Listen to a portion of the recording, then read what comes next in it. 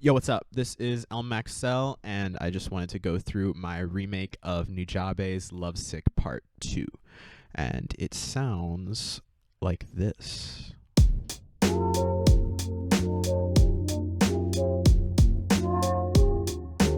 a classic beat, it's a classic track. It's a really, really simple beat, too. Nujabes was all about simplicity and effectiveness in his music, I feel.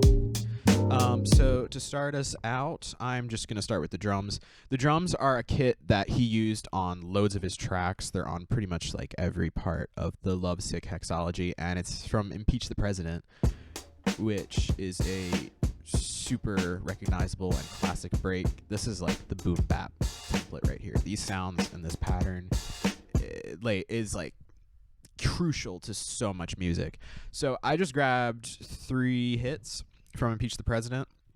I'll start with the kick. I just grabbed one of the kicks, pitched it down 2 semitones, put a little fade, made the bass mono.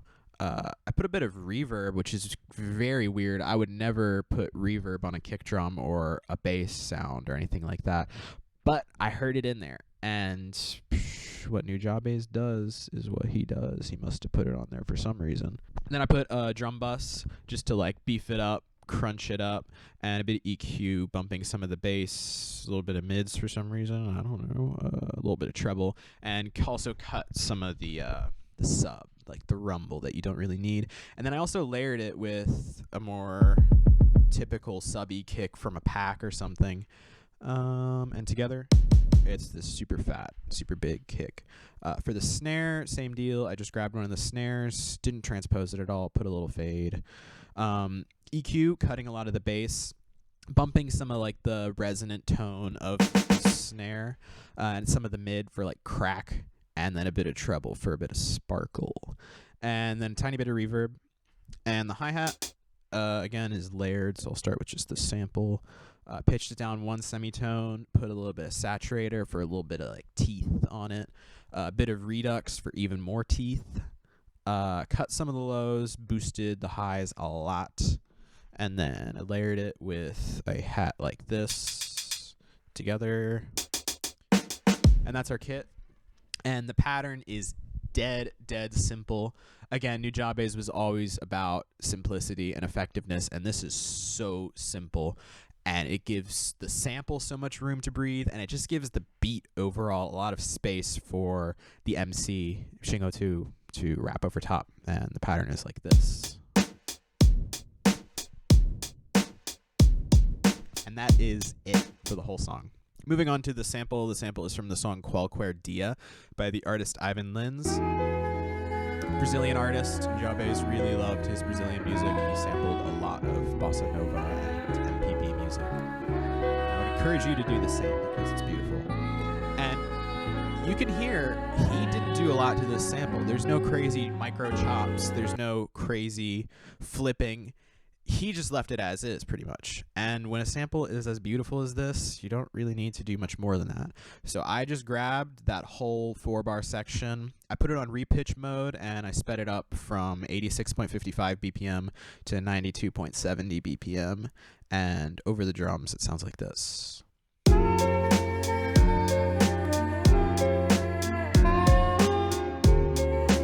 So that's basically the beat, and you could stop there. But another little thing that Nujabes did that makes this beat really interesting to me is the way that he filtered the sample. Something you hear a lot in boom bap music and hip hop in general, especially older stuff from the 90s into the 2000s, is this technique of filtering samples to get more bass. Sometimes it would be done just for like the verse section of a song. So you can think of something like Dead Presidents by Jay-Z. The piano sample gets low pass filtered in the verses to give the vocals more space and more room. And Nujabes used this trick a whole lot too. But what makes it interesting on this track, Luv Sic Part 2, is that the filtered sample isn't doing the same thing as the main sample. First off, the filter is a bit more of like an envelope-y, like wah type filter. So I set this up with an Ableton auto filter with an envelope. And you can hear on like the peaks, the filter opens up and it gives it this move movement and this sort of wah-wah type sound. And then the other weird thing is that it's placed a beat ahead. So with the main sample loop that you hear in the hook of the song, the sample starts on the 1. It starts with the kick. But with this filtered part that you hear in the intro and in the verses, it starts on the 2, on the snare. It sounds like this, as opposed to it doing something like this. And it's really interesting that he did that to me, because it just gives the beat a bit more like rhythmic interest. And when the filtered sample is layered with the unfiltered sample,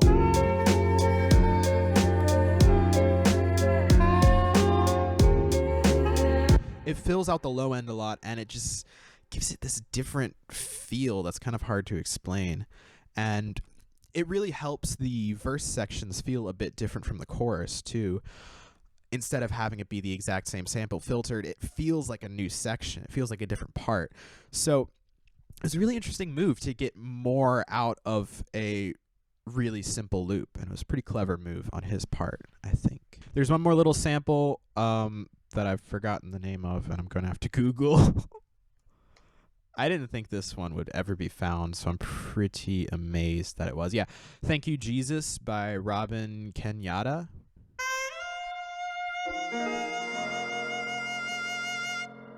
And it's just a bunch of horns in the intro. And I just went through and I took a couple chops. Soloed again. Oopsie. So I just went in. That was one chop.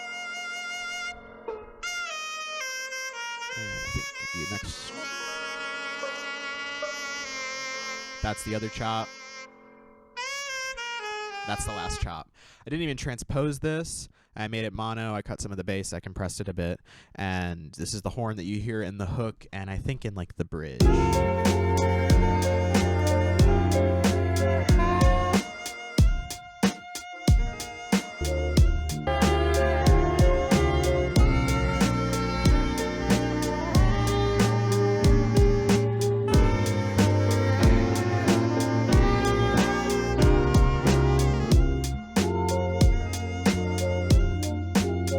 I think that covers everything. Like I said, it's a super simple beat. Oh yeah, over the drums, over the full kit, I should have mentioned this earlier, but there's a bit of glue compression, a bit of multi-band compression, and a bit of master EQ, just beefing it up. On the main sample, I boosted the treble a tiny bit, put a bit of reverb. On the filtered sample, again, a little bit of reverb, and bumped the bass up. And that's basically it. Nujabes' music was super simple, and that's, I think, why it's so effective and why it still holds up today. That's something to think about. Like, keep it simple, stupid, you know? You don't got to go crazy all the time. I love crazy music. I love super detailed music. I love super cutting-edge music. But there's a reason that hip-hop is still being made with a sample and some drums, and it's still... You can still do so much with that, man. It's wild. I like hip-hop a lot. I'm about to start crying thinking about hip-hop.